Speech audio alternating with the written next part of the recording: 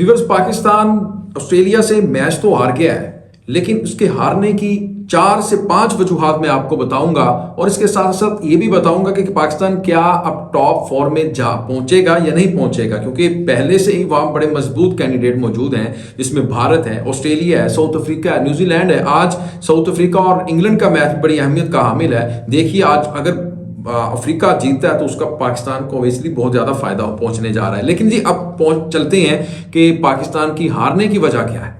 Number 1 जो मैं आपको रीजन उसकी बताने जा रहा हूं वो है जी हमारे ओपनर्स। 368 रन का जो चेज करने जा रहे थे हमारे ओपनर्स। अच्छा, एक इसका इतिहास मैं आपको बता देता हूं। जो 1100 बॉल्स हमारे ओपनर्स खेल चुके हैं। कल के मैच की मैं बात नहीं कर रहा, ओवरऑल बात कर रहा हूं। पावर प्ले के अंदर 1100 डिलीवरी फेस कर चुके हैं पाकिस्तानी सलामी जोड़ी बल्लेबाज, और अभी तक कोई भी छक्का नहीं मारा। ये अपने आप में एक रिकॉर्ड बनता जा रहा है। यानी आप 368 रन जो ऑस्ट्रेलिया ने पाकिस्तान के खिलाफ बनाए, उसमें उन्होंने 19 बुलंदोबारा छक्के मारे। 9 छक्के कौन मार के गया? मिचेल मार्श मार के गया। और 9 कौन मार के गया? डेविड वार्नर मार के गया। और हम क्या कर रहे हैं? हमारे ओपनर्स छक्का ही नहीं मार रहे पावर प्ले के अंदर। ये भी देखे कितना फर्क है। और फिर उसके बाद क्या हुआ कि इमामुल हक सेट थे, 50 बना ली है, और दूसरी तरफ अब्दुल्ला शफीक भी सेट थे, 50 इन्होंने कर ली हैं। क्रीज पे सेट हैं, फट्टा पिच है, बाटा पिच है, आराम से खेल रहे हैं, लेकिन अपनी इनिंग्स को एक्सेलरेट नहीं किया, आगे नहीं लेकर गए जिस तरह से मार्श ने किया और जिस तरह से किया जनाब डेविड वार्नर ने। ये वजूहात भी थी। अच्छा, दूसरी जो वजह है वो मैं आपके सामने रख देता हूं दिवस के बाबर आजम टोटली फ्लॉप हो रहे हैं, वो परफॉर्म नहीं कर रहे। और अच्छा, इसके ऊपर इमाद वसीम ने भी बड़ा खूबसूरत तज्जिया किया है, टीवी पर आजकल वो तज्जिया दे रहे हैं। उन्होंने कहा कि 4-5 साल की आप इनकी परफॉर्मेंस निकाल कर देख लें बाबर आजम की, कोई बड़े मैच में, बड़े इवेंट में, बड़े टूर्नामेंट में कोई अच्छी परफॉर्मेंस नहीं दिखाई। 2019 में सिर्फ इन्होंने एक सेंचुरी उसके खिलाफ, न्यूजीलैंड के खिलाफ, वो बता रहे हैं कि इन्होंने बड़े इवेंट में की है। फिर 21 के वर्ल्ड कप में ये नाकाम हुए, फिर 22 में हुए, फिर एशिया कप जो हुआ इधर यूएई में, वहां इनका बल्ला रन नहीं उगल सका। फिर अभी रिसेंटली आपने देखा कि एशिया कप जो श्रीलंका में हुआ, वो उसमें भी मुकम्मल तौर पर नाकाम रहे। सिर्फ एक सेंचुरी आई इनकी, वो भी नेपाल के खिलाफ। यानी नेपाल के खिलाफ अच्छा खेल लेते हैं और नेदरलैंड के खिलाफ अच्छा खेल लेते हैं, इस तरह की छोटी टीमों के खिलाफ तो ये अच्छा खेल लेते हैं। और फिर ये अब वर्ल्ड कप में भी मुकम्मल तौर पर नाकाम है अब तक। सिर्फ इनके एक 18 रन हैं, 50 हैं, 10 हैं और 5 हैं, ये रन हैं। और इनकी जो एवरेज है वो सबसे कम एवरेज वाले जो कप्तान है उनकी लिस्ट में भी आ चुके हैं। यानी कम रन बनाए हैं जिन कप्तानों ने, उनकी लिस्ट में पैट कमिंस की सबसे कम एवरेज है 21 की, उनसे भी कम है हमारे कप्तान बाबर आजम की, यानी 20 की एवरेज से उसने रन बनाए हैं। आप खुद इसका अंदाजा लगा लीजिएगा कि कप्तान बाबर आजम किस तरह वो खेल रहे हैं और उनकी परफॉर्मेंस कितनी अच्छी है। और तीसरी वजह व्यूअर्स मैं आपके सामने रखने जा रहा हूं कि पाकिस्तान की फील्डिंग और फिर उसके साथ साथ पाकिस्तान की तेज गेंदबाजी, यानी पाकिस्तान का जो पेस अटैक है उसने किस तरह से पाकिस्तान को, कल फैंस को, पाकिस्तानियों को मायूस किया। Number 1 fielding. ये फील्डिंग का तो जी हमारा पूरी जिंदगी नहीं मसला हल हो सकता।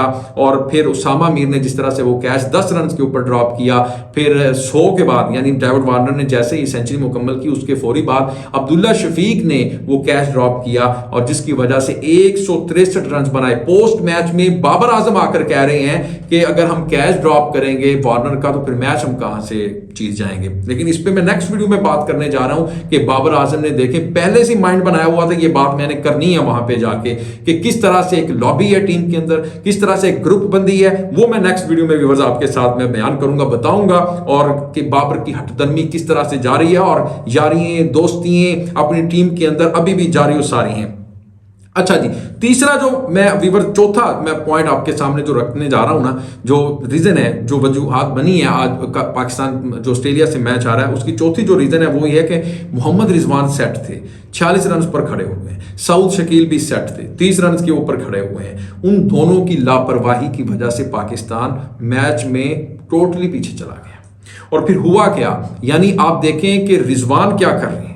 रिजवान सेट है क्रीज के ऊपर, लेकिन एडम जंपा को नहीं खेल पा रहे हैं, स्पिनर्स के ऊपर फंस रहे हैं। यानी हमारे जो बैटर्स हैं, आप देखें खुद बाबर आजम, इतना बड़ा नाम वो खुद को कहते हैं, दुनिया उनको कहती है कि बड़ा जनाब ये अच्छा बैटर है, ये है वो है, तो कोहली के साथ कंपैरिजन करते हैं। मैं तो नहीं करता उनको कि वो, अब वो देखें कि एडम जंपा से फंस रहे हैं, स्पिनर के आगे खेल ही नहीं रहे। और एडम जंपा ने किया कि अच्छा वो एवरेज बॉलर है, इतना भी वो नहीं है एडम जंपा की बहुत बड़ा बॉलर है, और इतनी उसने वो सिर्फ विकेट टू विकेट बॉल कर रहा था।